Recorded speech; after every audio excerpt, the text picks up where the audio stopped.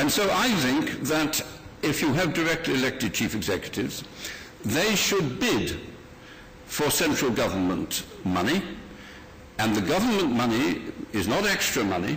It would be part of the money that is now devoted to those quangos. I accept the quangos would get less money, but I have no problem with that because you would be restoring the money to the local authorities. And this makes one realize that you could be talking about significant amounts of money on offer to local government. And they would bid for this money. It would be a competitive process, city against city. But they would have to answer to the central government who would authorize this extra cash the obvious questions about the quality of their proposals.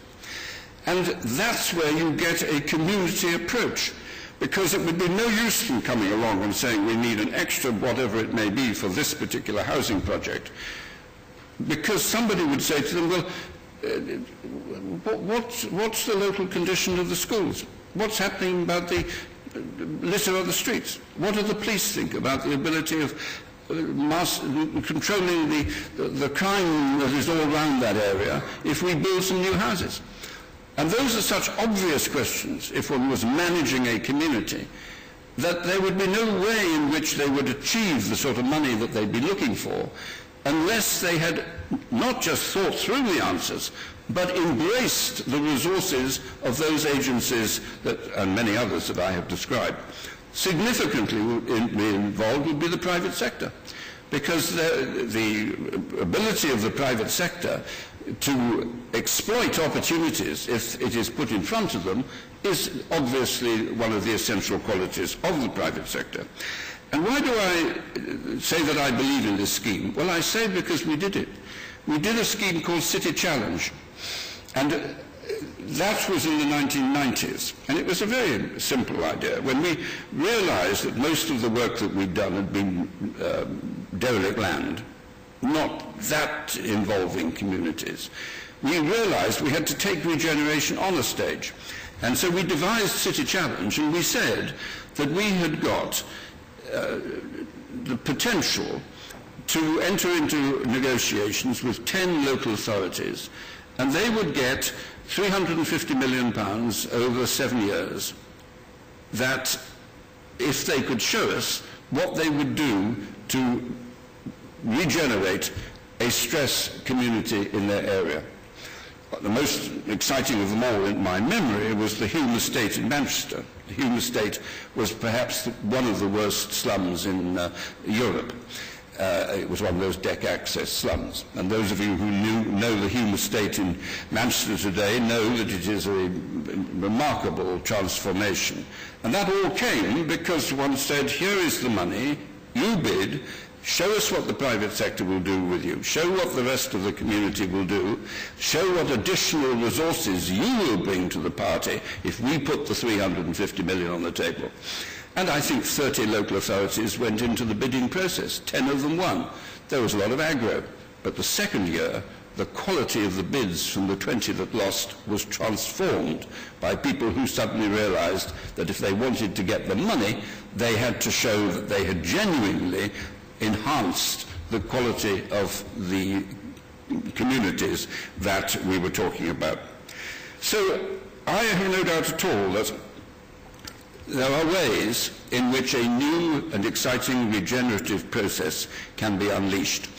It will require, in my view again, a very clear establishment of a properly rewarded chief executive. It will require a bonfire of the controls that central government exercise, because what you're looking for is initiatives that come from the local communities about local problems and as they see them, and to which they themselves are prepared to contribute resources and manpower. It was done on a small scale. I think it now needs to be done on a big scale. And I think that it can be presented, and I certainly believe it should be presented, as exactly the sort of new opportunity, a new horizon, a new birth of the great cities that made this country. The great cities of the 19th century didn't look to London as the be-all and end-all of life. the product of the last 60 years has been to change totally the relationship of the big cities to London. The nationalisation of the commanding heights of the economy, the nationalisation of the Bank of England, punitive taxation in the 1945 period onwards, the growth of national trade unions, the inability of the capitalist system to regenerate itself because of the tax rates that didn't finally come to their present regimes until the 1980s. And the tax incentives that enabled privately owned family businesses, still the backbone of the German industrial society, were given incentives that if they sold their companies to the institutionally owned companies of the City of London, they didn't pay tax, but if they sold their companies to the local community who paid cash, then they paid capital gains tax. So there were these extraordinary processes of centralising power in London, to my mind, to the impoverishment of provincial England.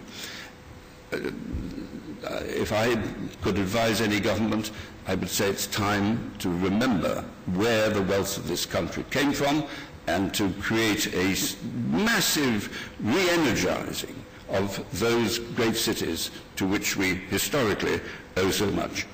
Thank you.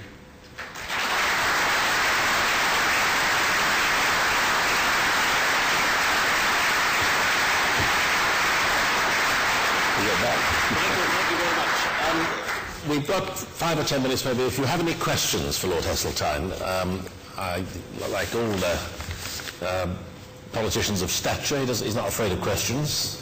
So let's have a bit of light on the audience, as I can see a hand. Anything that he's said now which you'd like to take issue with or like to add to, I'm sure he would oblige. No?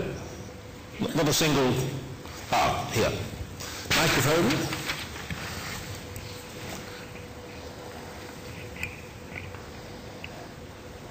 Thank you. My name is Matthew Balfour. I'm a local councillor from Kent. Lord Heseltine, you suggest perhaps going back to well-remunerated mayors. If I remember rightly, one of the reasons for stopping that sort of thing was Ken Livingstone. No, I had to get rid of Ken because his views were so wild. And when he came back as Mayor of London, he was a changed man. Well, there you are. Is that you happy with that answer? Delighted.